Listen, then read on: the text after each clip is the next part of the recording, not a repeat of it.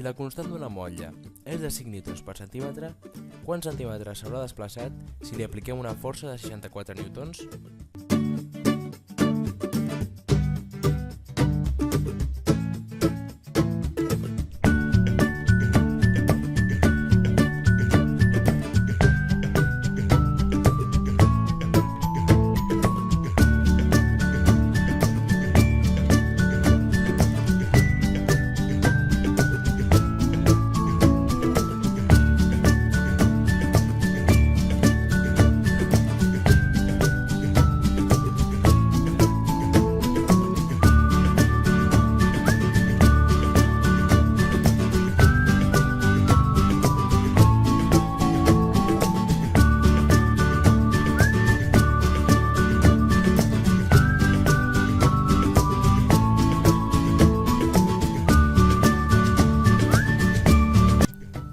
Aquest problema es pot resoldre amb una regla de 3.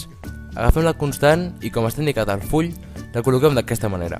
A continuació, agafem la força aplicada i la col·loquem sota la de la força constant i resolem la regla de 3.